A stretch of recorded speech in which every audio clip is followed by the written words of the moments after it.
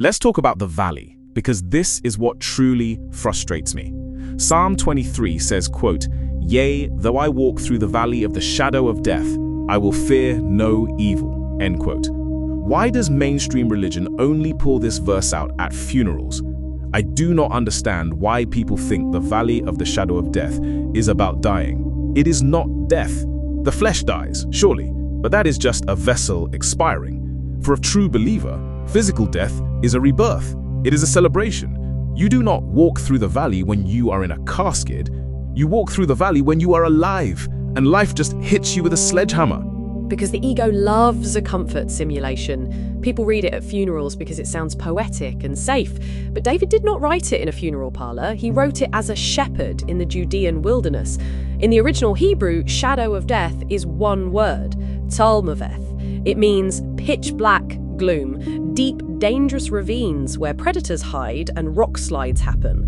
The shepherd has to walk the sheep through that brutal, terrifying terrain to get them to the green pastures.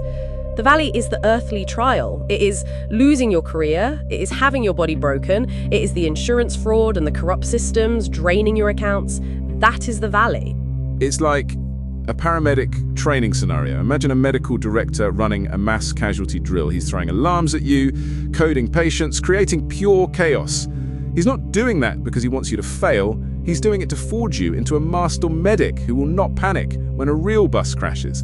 That is God testing you in the valley. Satan wants to tempt you, to destroy you, but God puts you in the forge to upgrade you. Precisely, and science actually backs this up on a biological level. When you are under testing stress in that valley, your body releases cortisol, the fight or flight hormone. Your amygdala starts screaming, but true surrender flips the switch. Studies on the human stress response show that when someone fully yields control to a higher purpose, when they completely surrender their ego to the manufacturer, cortisol levels drop and the brain shifts from survival mode into growth mode. The forge does not break you when you surrender, it builds you. Think of the parable of the lost sheep. The shepherd leaves the 99 safe ones to go into the exact same dangerous ravine after the one that wandered off. If you are the one who feels lost right now, hopeless, confused, on the edge, the shepherd is already in the valley with you. Surrender is the only way he can carry you out. Exactly.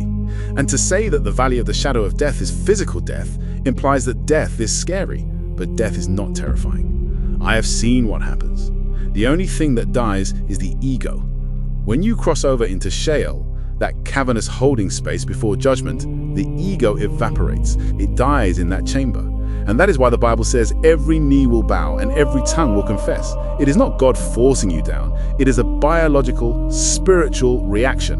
When the ego is stripped away, there is nothing left to hide behind. You are staring at absolute raw truth. And the judgment is almost felt upon yourself. Hebrews 9:27 states, quote, "It is appointed unto men once to die, but after this, the judgment," end quote.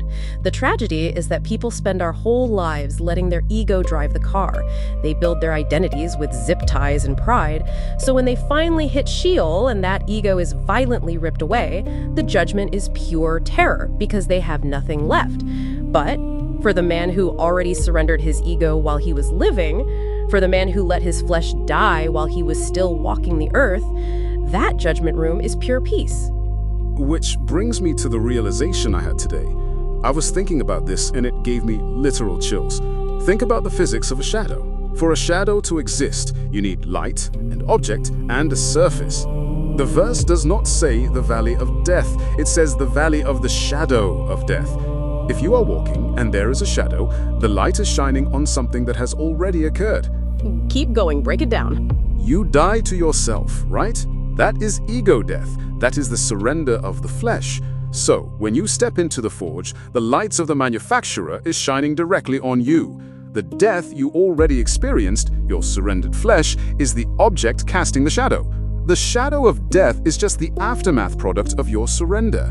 You are walking forward as a new creation, and the shadow is just the harmless silhouette of the ego you already buried. Holy macaroni and cheese. It is not a threat. It is proof that you already died. That is the absolute reality. You just dismantled 2,000 years of religious funeral poetry. Look at John 12:24. Jesus said, quote, Unless a grain of wheat falls into the ground and dies, it abides alone. But if it dies, it brings forth much fruit, end quote. You have to die to yourself first, and once you do, you become untouchable. Science confirms this too. Neuroplasticity research shows that when someone practices radical surrender, dying to self daily, the brain rewires away from fear-based survival circuits and into peace and purpose. The shadow loses its power because the object, your old ego, has already been buried. That is why the verse says, I will fear no evil. Why would I fear evil in a dark valley? I am already dead. You cannot threaten a man who has already died to himself. A corrupt system cannot destroy me. A butcher surgeon cannot ruin my soul. The enemy is in the valley trying to swing at my flesh, but he is swinging at a shadow. The real me is walking right past him with the manufacturer. Think about Shadrach, Meshach, and Abednego in the fiery furnace. The king threw them into the absolute worst valley imaginable, a forge heated 7 times hotter than normal. But when they walked out, the fire had not touched them. The only thing the fire burned up were the ropes binding their wrists, the zip ties. The valley does not destroy the surrendered man. It only burns off whatever the world tried to tie him down with. Man, that is profound. But it is true. People need to stop using the Bible as a warm blanket and start using it as the manual for reality. If you are listening to this right now and you are in the valley, if life just hit you with a sledgehammer, stop looking at the shadows. Surrender the ego. Die to the flesh right now, today. Let the manufacturer take the wheel and walk through the forge. Stop fighting the test and start refusing the temptation. Follow the trail. If you found this conversation helpful, consider sharing it with someone who might benefit from hearing it.